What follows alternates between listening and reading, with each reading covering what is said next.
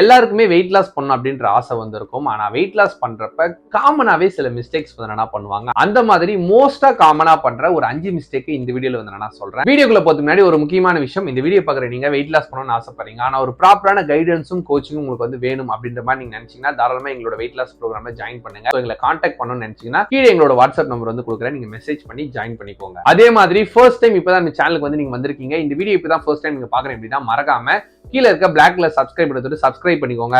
அதுக்கு பக்கத்துல இருக்க பெல் ஐகானை கிளிக் பண்ணிக்கோங்க. அப்பதான் எந்த ஒரு வீடியோஸ் போஸ்ட் பண்ணாலுமே நோட்டிபிகேஷன்ஸ் வரும். ஃபர்ஸ்ட் பண்ற மிஸ்டேக் என்னன்னா, வெயிட் லாஸ் பண்ணணும் அப்படின்னாலே வாக்கிங் வந்து போகணும். ஆக்சுவலா ஒரே ஒரு விஷயம் உங்களுக்கு வந்து என்ன கேட்கறேன், நீங்க எக்ஸஸ் வெயிட்டா வந்து என்ன இருக்கீங்க, உங்களோட உடம்போட பாடி ஷேப்பை நீங்க வந்து மாத்தணும்னு நினைக்கிறீங்க.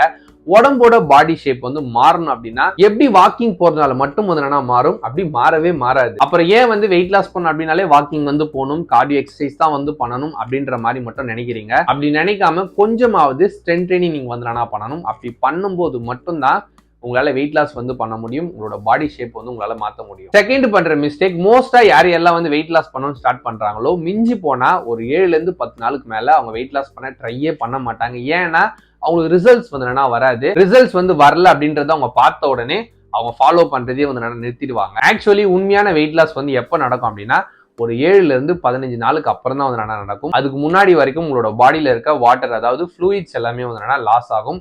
இப்படி லாஸ் ஆகுறத பார்த்தே வந்து வெயிட் லாஸ் வந்து ஆகுது அப்படின்றது வந்து நினைச்சிருவாங்க.